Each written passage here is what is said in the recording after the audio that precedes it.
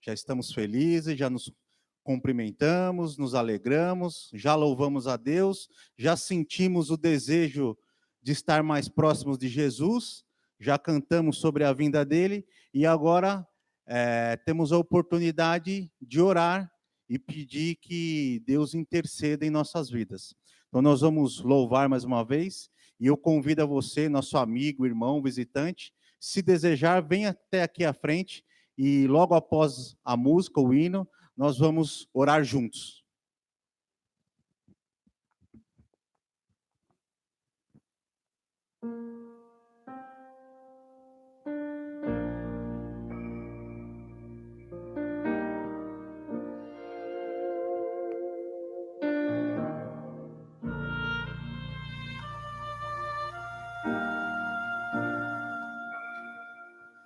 Na oração encontro calma, na oração encontro paz. Orar a Deus faz bem a alma, falar com Deus me satisfaz.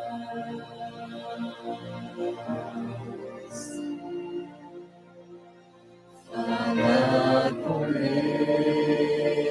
Deus, que privilégio. Abrir a alma ao Criador, sentir que os céus estão abertos e ouvir a voz do Salvador. Grande é o nosso Deus. Grande é o nosso Deus, e as obras que Ele faz, o seu amor não tem limites, nem seu perdão encontro paz.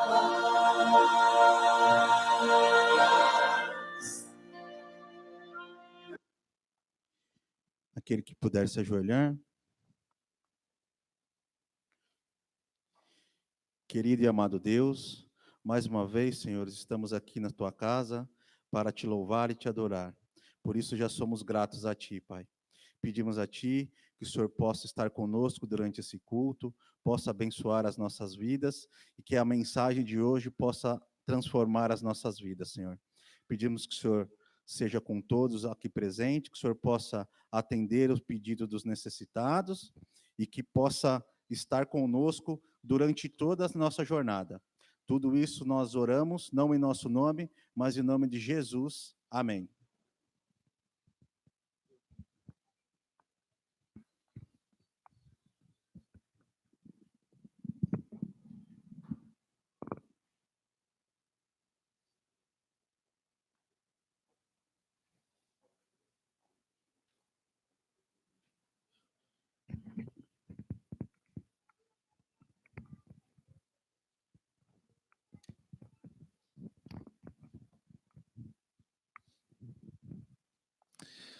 Como é bom estarmos juntos.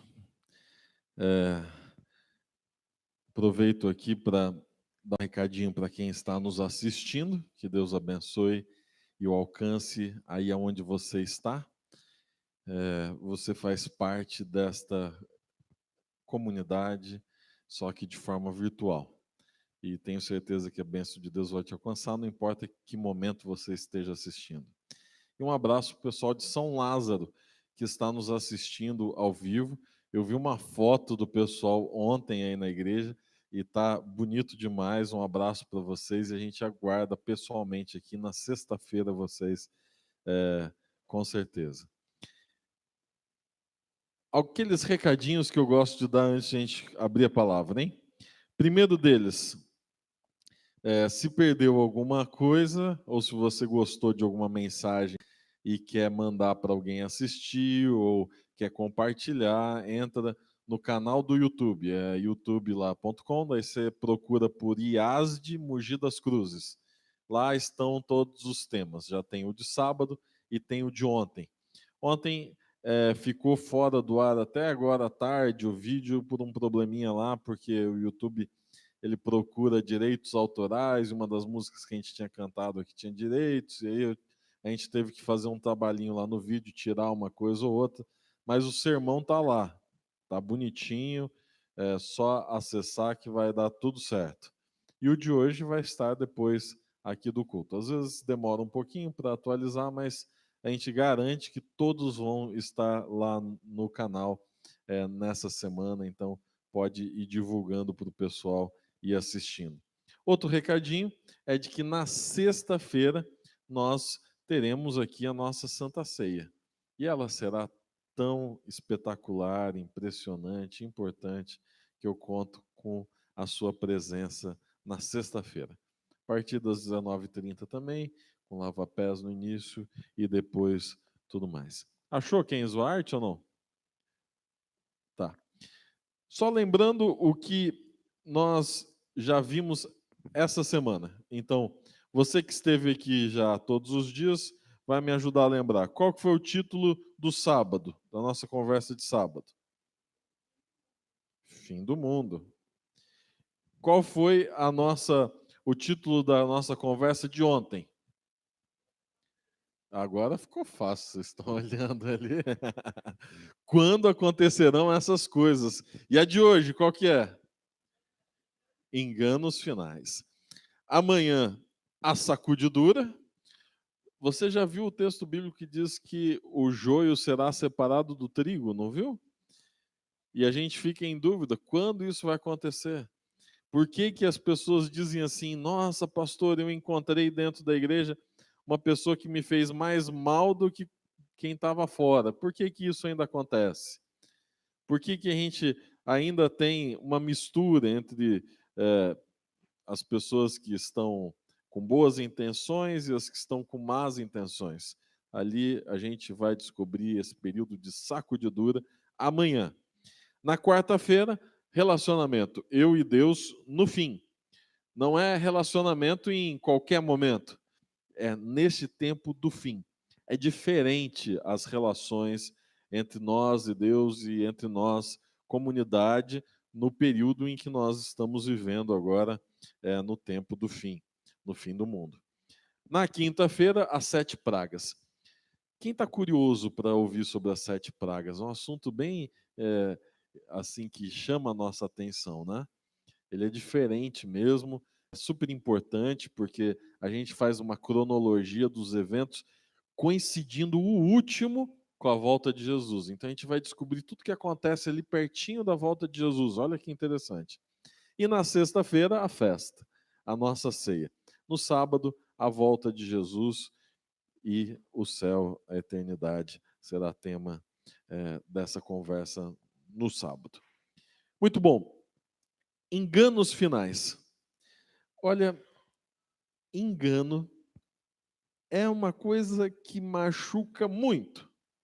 Ser enganado é terrível, não é? Como você se sente? Eu estava um dia fazendo compras no centro de São Paulo, naquela região ali popular de compras da rua 25 de março, e era época do Dia das Crianças. E eu entrei numa daquelas lojas apertadinhas para comprar presente para crianças. Era para crianças da família, parentes e tal. E aí, corre para um lado, corre para o outro, uma pessoa empurra outra, tal, uma fila de 1h30 por dentro da loja, e a gente já sem ar para respirar, e eu lá com pacotes nas 2 mãos, mais uma cestinha empurrando com o pé, e a carteira e o celular no bolso. De vez em quando, eu fazia uma ginástica de puxar uma coisa para um lado, outra para o outro, liberar uma mão e dar aquela conferidinha, né? Está tudo aí. Numa dessas conferidinhas, bate a mão no bolso e a carteira não está mais lá. Eu olho para um lado, para o outro, para frente, para trás, e todo mundo agora é suspeito. A gente já quer acusar a loja toda, né? Não tinha dinheiro para pagar a conta, o dinheiro estava lá. A bênção de Deus é que no outro bolso tinha uma nota para pagar o estacionamento do carro, que eu tinha reservado. Novato nesse negócio de ir no centro, estava tudo, cartão, dinheiro, tudo na carteira, uma só, né? Um lugar só. Não faça isso quando você for para um lugar movimentado, separa as coisas. Minha esposa chegou e disse, olha, com aquela cara de transtornada, levaram a carteira, fui no segurança, para que ir, não sabe de nada. E fui embora frustrado, sem os brinquedos, sem a carteira, sem os cartões. Como é que você se sente quando você é enganado? Você se sente mal. Alguém te promete uma coisa e não cumpre, você se sente mal. Alguém mente para você para conseguir alguma coisa de você, você se sente mal, enganado. No tempo do fim, esse que nós estamos vivendo agora, nosso tempo, existem alguns enganos, existem algumas mentiras contadas para nós, e se nós, de alguma forma, não nos desvencilharmos delas, nós acabaremos no caminho errado. Onde é que eu descobri que tem enganos no tempo do fim? Vamos começar vendo Apocalipse capítulo 3. Apocalipse capítulo 3, a partir do verso 14. Nós estamos numa semana de estudos proféticos, certo? Então, nada mais natural de que eu começar a nossa reflexão indo a Apocalipse. Ontem, lembra-se que nós começamos a nossa conversa por Daniel e depois fomos para outro texto profético em Daniel. Eu estava me esquecendo, temos crianças aqui? Cadê as nossas crianças? Aqui. Então, Rebeca, a nossa professora querida, está ali no canto para levá-las para uma historinha toda especial. Cadê as nossas crianças que quiserem acompanhar? Tem ali um lugar especial para elas, tudo direitinho. Ok?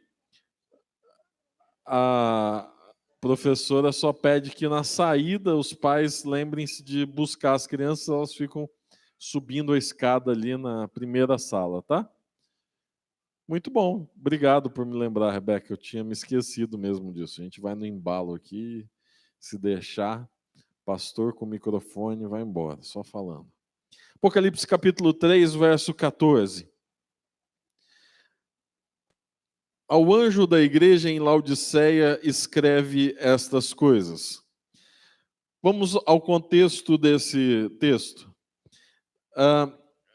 Apocalipse apresenta cartas a igrejas, cada igreja representando um período da história da igreja cristã, desde a sua fundação, ali, a partir de Cristo, os discípulos, Paulo fundando as primeiras igrejas, a igreja cristã que é chamada de primitiva, passando pelas diversas eras, e a última era, o último período da história da igreja cristã, é o período da igreja de Laodiceia.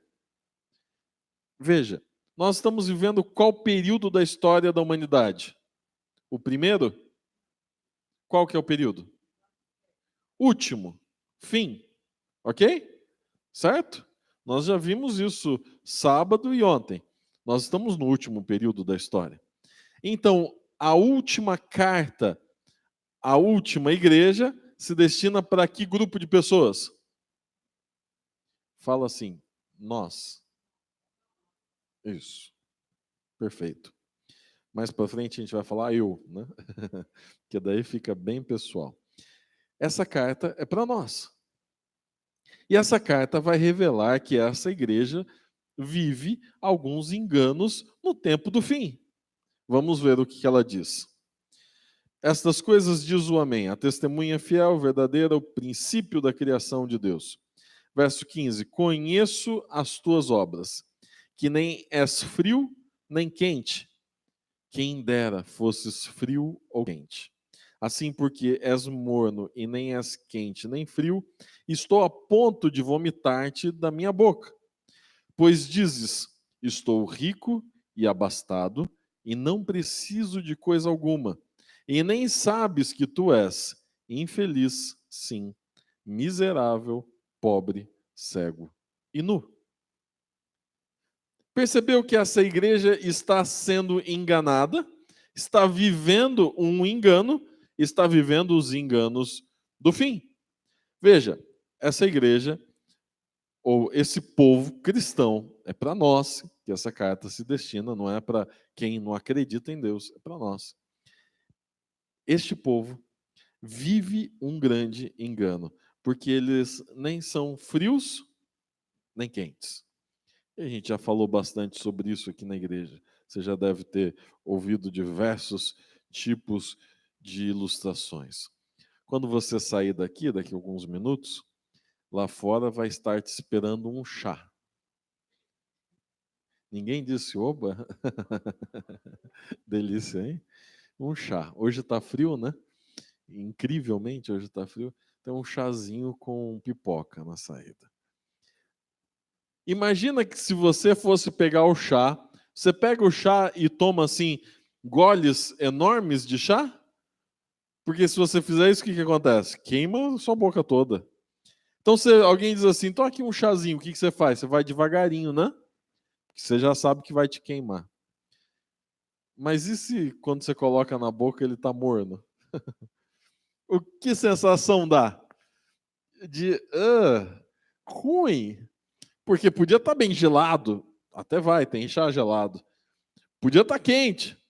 Mas aquela água morninha, o texto diz, porque não é nem quente nem frio, eu estou a ponto de te colocar para fora. Estou a ponto de vomitar você. Palavras da Bíblia, não são minhas, tá? Não acho isso pesado demais. Por que que essa igreja, esse povo é morno? Porque se acha rico e abastado e que não precisa de nada. Se alguém faz uma proposta para você hoje, um desafio, a nossa tentação não é dizer sim, eu consigo? Você consegue falar com alguém do outro lado do mundo agora? Sim, eu consigo, só pegar meu celular. Você tem os melhores planos possíveis médicos de análise do seu corpo, do seu genoma? Tenho, sim, a gente é capaz de fazer isso. Tudo nós achamos que nós temos condições de enfrentar. Nos achamos ricos e abastados. Mas no fim, a realidade é que nós somos miseráveis. Isso você entende que não é na condição financeira somente. Está falando de espírito, de entendimento, de visão sobre a vida, de condições de alcançar a salvação através das suas forças. Somos miseráveis, pobres, cegos, nus. Primeiro, não temos muitas condições. Segundo, não enxergamos a nossa vida. E por último, não temos nem ferramentas para lutar. Mas, apesar disso, nós nos achamos os todos poderosos. Nós temos hoje mais conhecimento do que nunca antes na história da humanidade. Temos acesso a esse conhecimento de uma forma rápida. Qualquer informação, basta eu perguntar para o Google e ele vai me responder. Qualquer coisa. Este é o mundo moderno, enganado. Ellen White, no livro Eventos Finais, página 28, diz: Deus tem um propósito ao permitir que ocorram calamidades. Elas constituem um de seus meios para chamar homens e mulheres à razão. Mediante atuações incomuns pela natureza, Deus expressará a instrumentalidades humanas em dúvida, o que ele revela claramente em sua palavra.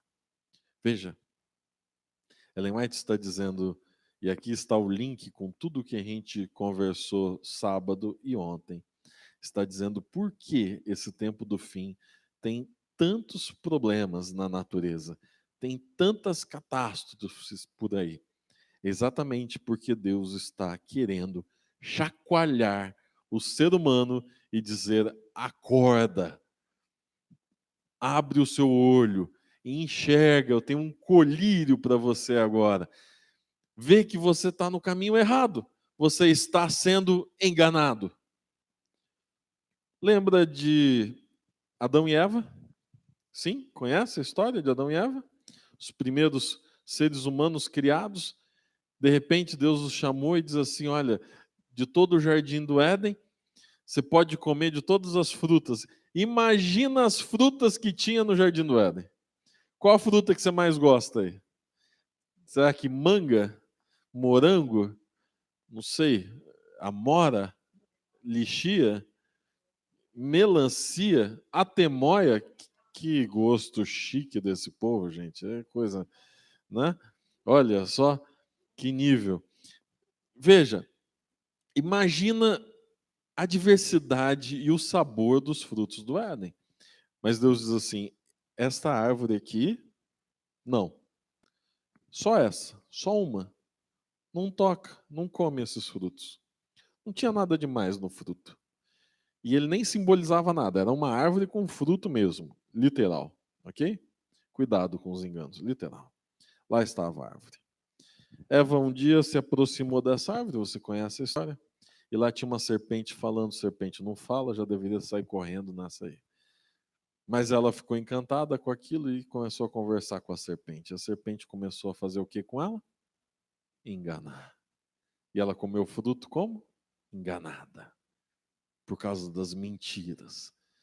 Deus está dizendo: abre os seus olhos, vê se você entende. Você está no tempo do fim. Primeiro engano do tempo do fim. Primeiro engano é que o controle da história, do nosso destino, está nas nossas mãos. Essa é a primeira mentira.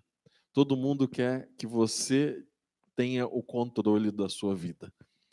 Eu consigo realizar, não é isso? Ah, quantas pessoas têm se especializado em dizer para você que você é capaz, de que com um bom plano você consegue realizar tudo. Ah, quantos livros dizendo para você que todos podem ser ricos, que todos podem ser muito bem-sucedidos se tiverem e executarem aquele plano X ou Y. Se você pensar positivo, você vai conseguir. Se você tiver um bom plano, você vai conseguir. Esse é o primeiro engano. Porque enquanto o nosso futuro estiver nas nossas mãos, então nós estamos indo para o caminho errado, porque nós somos pecadores. Romanos capítulo 13. Agora eu vou passar vários textos bíblicos, me acompanhem aí. Romanos capítulo 13, no verso 1. Todo mundo está junto comigo em Romanos 13, 1.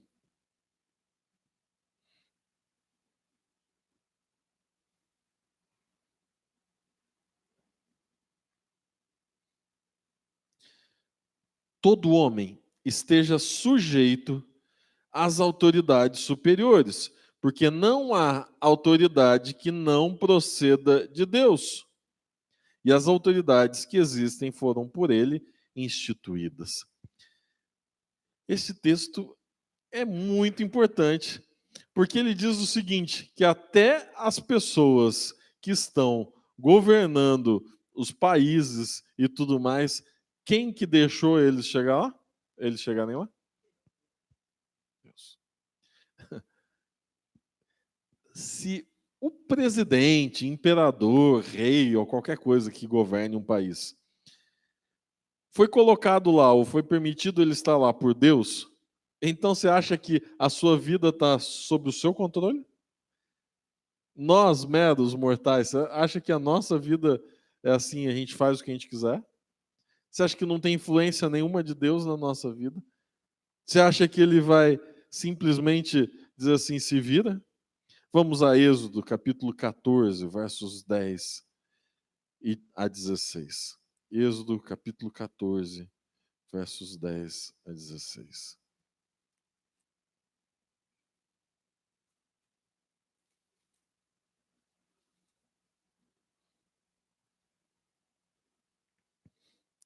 O contexto é o seguinte: o povo de Israel acabara de sair do Egito. Eles estão fugindo a pé, depois de uma batalha tremenda, onde Deus derrama 10 pragas sobre o Egito. Elas vão nos ajudar na quinta-feira a entender as 7 pragas do Apocalipse. O povo está saindo, só que Deus manda o povo ir por um caminho em que de um lado tem mar, do outro lado tem montanha, e do outro tem o exército egípcio, que começa a vir atrás deles. Verso 10 começa a descrever essa cena. E chegando o faraó, os filhos de Israel levantaram os olhos, e eis que os egípcios vinham atrás deles, e temeram muito. Então os filhos de Israel clamaram ao Senhor, e disseram a Moisés: será por não haver sepulcros no Egito, que nos tiraste de lá, para que morramos neste deserto? Por que nos tratastes assim, fazendo-nos sair do Egito? Não é isso que te dissemos no Egito: deixa-nos para que sirvamos os egípcios, pois melhor nos fora servir aos egípcios do que morrermos no deserto. Olha a cena: o povo era cativo, era escravo. Moisés diz: eu vou te libertar. E o povo disse: não, deixa eu aqui, porque pelo menos aqui a gente é escravo, mas é uma vida assim, confortávelzinha até, viu? E Moisés diz assim: não, não. O povo de Deus não foi feito para ser escravo, ele tem uma terra prometida para nós, vamos para lá. E eles saem. E no primeiro obstáculo, o que eles dizem? Ah, tá vendo? Meu planinho era melhor. Por que Deus me tirou lá do meu conforto? Por que Deus colocou esse desafio agora na minha vida? Agora a gente vai morrer no deserto. Porque atrás de nós está o exército egípcio. E o exército egípcio era o exército mais bem treinado, equipado, mais forte de todo o planeta naquela época. Quem somos nós? Escravos para guerrear agora, no primeiro dia livre. O que eles estão dizendo? Ah, o meu planinho era melhor que o de Deus. Mas Moisés, porém, verso 13, respondeu ao povo: não temais, aquietai-vos e vede o livramento do Senhor que hoje vos fará, porque os egípcios que hoje vedes, nunca mais os tornareis a ver. O Senhor pelejará por nós, e vós vos calareis. A resposta de Moisés para o povo é: não se enganem. Vocês estão errados, enganados, porque vocês não estão no controle da história deste planeta. Não está nas nossas mãos. Deus é que planejou isso para nós. Então, deixa Deus tomar conta. Deixa Deus tomar conta. Verso 15, disse o Senhor a Moisés: por que clamas a mim? Diz os filhos de Israel que marchem, mas diante deles estava o rio, o mar. E diante deles existia muita água, não dava para marchar para frente, era impossível. É igual quando alguém diz assim para você: olha, guarda o sábado. Guarda o sábado. Deus pediu. Guarda os mandamentos dele. E diante de você tem um rio enorme, um mar, que se você pisar lá dentro, você vai sucumbir. E você diz assim: mas eu vou passar fome. Eu vou perder meu emprego. Que ordem absurda é essa? Mas Deus olha para nós e diz assim: passa o mar. Continua marchando. Porque este é o meu plano. Eu sou o Deus Todo-Poderoso. Continua marchando, verso 17. E tu levanta o teu bordão, estende a mão sobre o mar e divide-o, para que os filhos de Israel passem pelo meio do mar seco. E o que acontece? Moisés levanta o seu bastão, o seu bordão, e o mar se abre. Tem alguém aqui que já viveu mais no interior, assim, tinha rio perto de casa e tal? Vocês têm essas realidades? Tem um pessoal aí que viveu nesse lugar. Tem como o rio correr de um lado para um lado e do outro para o outro? Ele só corre para um lado. Ele só vai para baixo. Não tem esse negócio não dá para o rio metade ir para um lado e metade ir para o outro. Mas não tem na nossa condição de ser humano. Mas para o Deus que criou as leis da natureza, para ele basta falar e as coisas acontecem. E ele diz, levanta o seu cajado, Moisés levantou e o mar abriu, seco, para o povo todo passar. Não caia no engano de que você está no controle da história. Pelo contrário, siga os passos de Cristo. Se ele disser, anda, o que você deve fazer? O que você deve fazer? Andar. Aí a Bíblia diz assim, seja obediente. Aí você diz assim, isso é coisa chata, hein? Tem que obedecer os outros. Não, não é obedecer os outros. É obedecer o Deus que te criou e que quer te salvar. Segundo engano. O segundo engano diz assim, Deus não se importa com os seres humanos. Por isso que nós estamos sofrendo tanto. Porque Deus não gosta da gente, certo? Deus é bravo, tal, deixou a gente aqui. Aliás, pelo contrário, ele fica anotando o que a gente faz de errado, fica castigando a gente. Então é um Deus bravo que jogou a gente aqui para sofrer, e cada vez que alguém dos seres humanos sofrem, a culpa é de Deus. Esse é um outro engano. João 3,16. Faz tempo que eu não leio esse texto aqui na Bíblia, na igreja. João 3,16. Você sabe de cor, né? Mas eu vou abrir aqui só para... só como protocolo mesmo. Esse aí a gente vai declamar junto, porque essa aqui é a maior prova de que Deus se importa com você. Vamos falar junto? Porque Deus amou ao mundo de tal maneira que deu o seu Filho unigênito para que todo aquele que nele crê não pereça, mas tenha a vida eterna. Dá para lembrar disso todos os dias, por favor. Se Deus não se importasse conosco, ele viria morrer em nosso lugar. Dá para a gente entender isso de uma vez por todas, de que o Deus que tem a história no seu controle é o mesmo Deus disposto a dar a sua vida por você e por mim. Nunca se esqueça disso. Ah, Senhor, eu estou sofrendo. Cristo sofreu na cruz por você. Senhor, está difícil. Você acha que foi fácil deixar o trono nos céus, digno da adoração de todos os seres do universo, se tornar um ser humano, pecador, frágil, sofrer, nascer numa manjedoura, ter tentativas de matá-lo a vida toda, ser desprezado por aqueles que ele mais amava, sentir na pele a rejeição que nós, seres humanos, temos em relação ao Deus de amor. Você acha que isso é fácil? Você acha que Deus te abandonou? Nunca. Isso está claro, porque ele já provou isso para você. Não caia nesse engano. Terceiro engano. O terceiro engano diz assim: a demora na volta de Jesus é cruel, ou prova que isso nunca vai acontecer. Você vai encontrar isso em diversos lugares. Pessoas dizendo assim, mas essa história de que Jesus vai voltar, meus avós já falavam disso. E não é nem seus avós, pode voltar à época antes de Jesus, que a volta de Jesus, o fim da história já estava predita lá em Daniel. Já se passaram milhares de anos. E Jesus voltou? Não.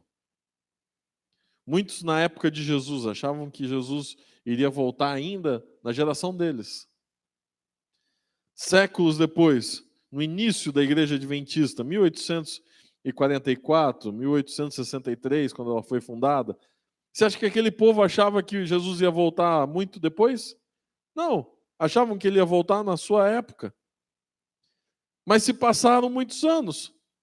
E aí você começa a duvidar. Porque começa a faltar azeite na lâmpada. E daqui a pouco você diz assim, mas está demorando demais. Lá em Deuteronômio, no capítulo 1, verso 26 e 27. Eu não vou ler o texto para a gente ganhar tempo. Apresenta uma realidade. O povo de Israel continuava a sua jornada depois de atravessar o mar. E agora eles estavam diante da terra prometida. Só que tinha gente morando lá. E Deus diz assim, eu vou te dar essa terra. E aí Moisés mandou 12 espias para que eles fossem lá e ver como que era essas várias cidades que estavam nessa terra. E eles voltaram, 10 deles com notícias terríveis. Eles são gigantes, os muros são enormes, os exércitos são terríveis, são pessoas más, a gente vai morrer. Lembra de eles reclamando lá antes de passar o mar? A mesma coisa de novo. 2 deles, porém, disseram, gente, mas espera aí, Deus é o Deus Todo-Poderoso. Ao mesmo tempo que é uma terra de gigantes, é uma terra de fartura. Deus nos deu o que há de melhor, vamos lá. Mas o povo reclamou, reclamou, reclamou, e o que Deus diz no fim? Vocês não querem entrar? Tudo bem. 40 anos vocês vão ficar dando voltinha no deserto, já que vocês não têm coragem de receber o presente. Ninguém dessa geração vai entrar na terra prometida. Ninguém. 40 anos. O trajeto que podia fazer em 4, 40, dando volta no deserto.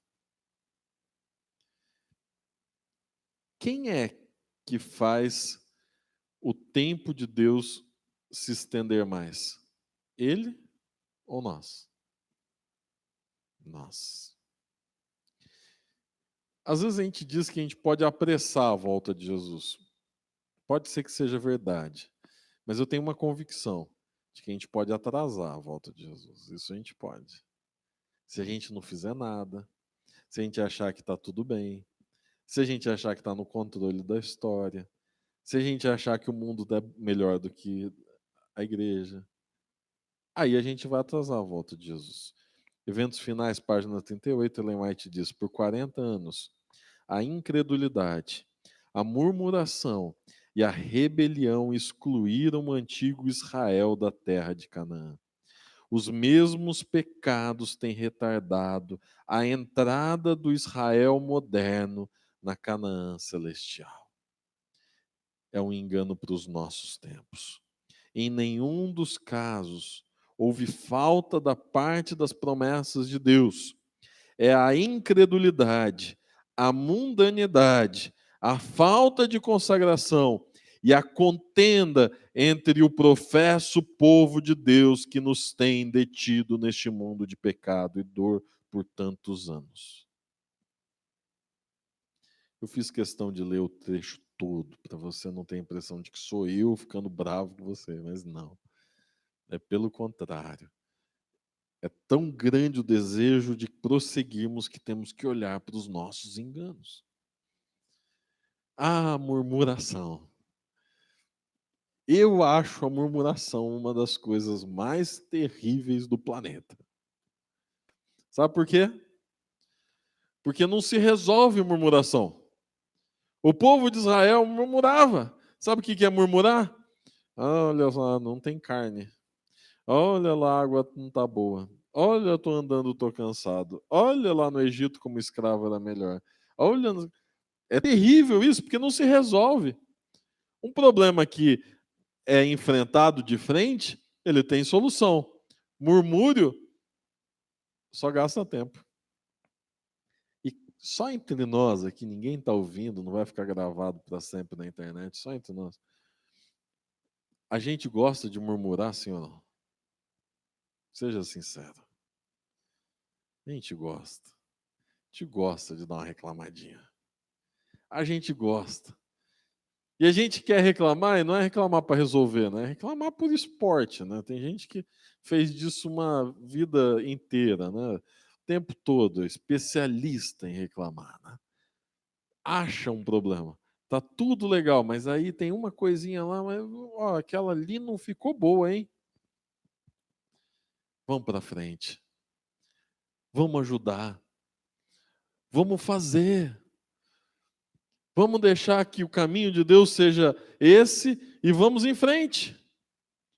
Deixe que Ele guie os seus passos e caminha e anda. O grande engano é feito para que você fique empatado como se estivesse numa esteira correndo. Não vai para lugar nenhum. Só gasta energia. Corre na estrada, meus amigos. Corre para frente. Vamos avançar na pregação, na mudança de vida. Vamos avançar no propósito de Deus. Avança. Se a gente acabar com murmuração, rebelião e incredulidade, com certeza Jesus vai voltar mais cedo. Quarto engano. Esse engano diz assim: Deus é tirano. Deus é mau. Deus é mau. As pessoas muitas dizem que Deus é até sádico. Nos criou para sofrermos, de vez em quando dá um castiguinho, coisa que a Bíblia não apresenta, que fica lá como se querendo que coisas ruins acontecessem com a gente. Esse é outro engano. 1 Crônicas, vamos lá. 1 Crônicas, capítulo 16, verso 34. Esse texto é extraordinário, a gente tem que ler junto. 1 Crônicas 16, verso 34. Aqui, Davi escreve um salmo, que apesar de ser um salmo, não está no livro de Salmos, está em Crônicas. E no meio desse salmo, ele diz uma grande verdade. 1 Crônicas 16, 34. Rendei graças ao Senhor. Porque Ele é o quê? Fala de novo que você precisa ter certeza disso. Deus é o quê? Porque a sua misericórdia dura para sempre. Sempre é outro conceito quase impossível de a gente entender. Porque você não conhece nada que é para sempre, certo? Conhece alguma coisa que é para sempre? Não. Se você sai da sua cidade natal, volta alguns anos depois, o seu bairro está igual? Não está. Você olha no espelho hoje, tira uma foto agora, tira uma foto no Natal, vai estar igual? Não. Tudo muda, nada é para sempre. Mas sabe o que é para sempre? A misericórdia de Deus.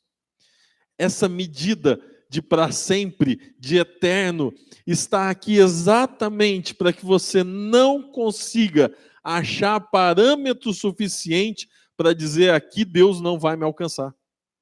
Não existe nenhum pecado, não existe nenhuma falha, não existe nada que você possa fazer que irá limitar a misericórdia de Deus. Ele sempre estará disposto a te perdoar. Amém? Eu vou falar de novo para você reagir. Ele sempre estará disposto a lhe perdoar. E não importa o que você tenha feito. Deus é amor. Não tem nada de tirano nisso. Pelo contrário, aqui há uma abundância de graça e misericórdia.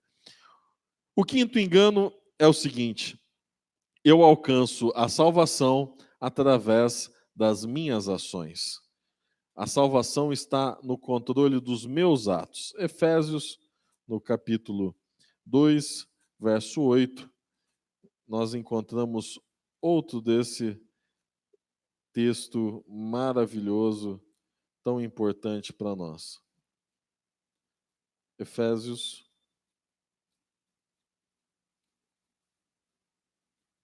2, 8.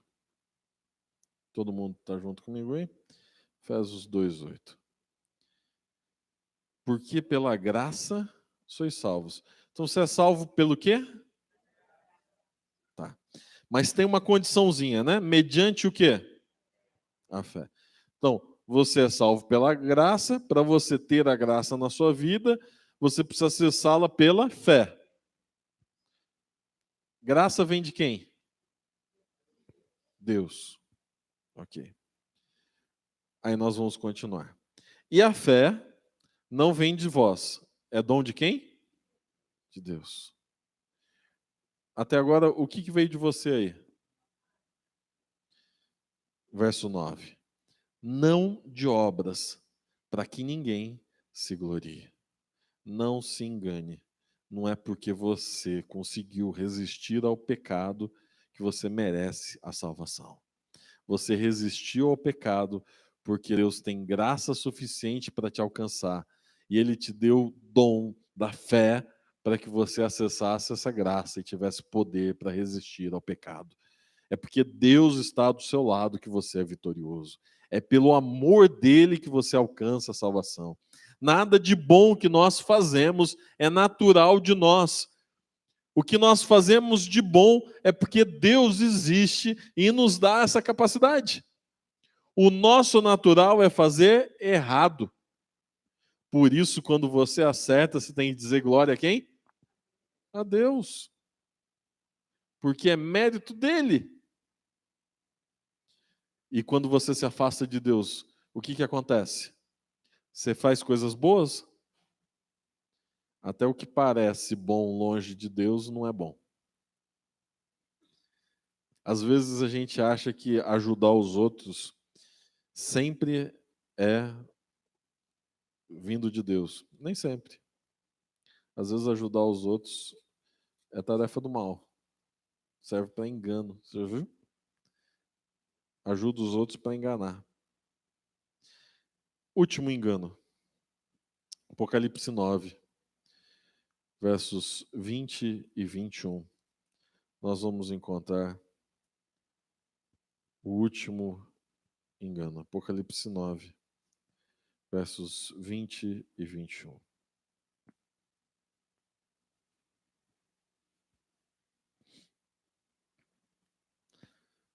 Esse texto está aqui simplesmente como um alerta. Se nós não abandonarmos os enganos, se não abrirmos os nossos olhos, se não compreendermos a nossa real condição, aqui está a descrição daqueles que foram até o fim enganados. Diz: os outros homens, aqueles que não foram mortos por esses flagelos, a gente vai ver isso na quinta-feira. Mas o importante aqui é o seguinte: eles não se arrependeram das obras das suas mãos. Eles não se arrependeram até o fim. Aqui a descrição daqueles que foram até o fim e não se arrependeram. Eles não deixaram de adorar os demônios, os ídolos de ouro, de prata, de cobre, de pedra e de pau. Quais são esses ídolos? São as coisas do mundo, são os enganos, apegados a essas informações mentirosas. Viveram aqui enganados, achando que a sua força era suficiente, achando que o seu plano era melhor que o de Deus, achando que Deus não se importava com eles, achando que a demora da volta de Jesus era cruel, achando que a salvação era por suas ações e não pela graça de Deus, achando que eles conseguiriam por eles mesmos alcançar um jeito de consertar o mundo. Esses nem ainda se arrependeram dos seus assassínios, nem das suas feitiçarias, nem da sua prostituição, e nem dos seus frutos. Para esses não há salvação. Você não faz parte desse grupo. A Bíblia não está dizendo para você aqui que quem é assassino não tem salvação. Ele não está dizendo aqui que para quem se envolveu com os prazeres do mundo não há salvação. Ele não está dizendo aqui que quem roubou não tem salvação. Não, não. O que ele está dizendo aqui é que se você cometeu algum pecado, e aí cá entre nós, todos nós temos pecados, e não se arrepender, e não tirar esse véu que está fechando os nossos olhos, e não fugir dos enganos, aí não terá salvação. Porque havia solução, havia misericórdia, mas se nós não utilizamos disso, não há salvação. Meu apelo para você hoje é: se arrependa. Abra os seus olhos, porque a Bíblia não quer que você chegue no fim enganado pelo mundo. Você quer vir para os braços de Cristo? Fique em pé, vamos falar com Deus. Senhor Pai que estás nos céus, nós hoje nos sentimos abraçados por Ti. Sentimos a Tua presença aqui bem perto de nós. Sentimos o Senhor nos convidando para tirar dos nossos olhos esta venda que deixa a visão de mundo embaçada, difícil de compreender o Teu propósito, o Teu plano para a nossa vida. Por favor, Senhor, deixe que a verdade ela entre no nosso coração, faça morada e tire de nós os murmúrios, tire de nós todo tipo de egoísmo, de orgulho que nos afasta do Teu poder, da Tua graça e da Tua misericórdia. Que compreendamos de uma vez por todas que é através da sua misericórdia que encontramos salvação. Por favor, Senhor, ao sairmos daqui, que estejamos na tua companhia dos teus anjos. Sabemos que amanhã nos tem um dia reservado cheio de desafios, mas assim como o Senhor disse para Moisés, por favor, nos ajude a continuar marchando rumo à tua eternidade. Abra o mar diante de nós, se necessário, para que amanhã nós possamos chegar até a tua casa novamente, para continuarmos desfrutando da tua presença e deste relacionamento profundo contigo. Por favor, Senhor, abençoe aqueles que estão nos assistindo. Alcance agora a igreja do São Lázaro. Alcance os nossos irmãos que estão em outras atividades agora, quem sabe voltando do seu emprego, do seu trabalho para casa. Esteja com eles, Senhor. É isso que nós pedimos e agradecemos por amor e em nome de Jesus. Amém. Pode sentar. A gente vai ter a música de despedida. Amanhã temos um compromisso de novo aqui às 19h30, ok? Vou estar aqui para nós nos encontrarmos novamente. E na saída não esquece de pegar o chazinho ali, pipoca, para você sair daqui com um sorriso no rosto. Deus te abençoe. Até amanhã.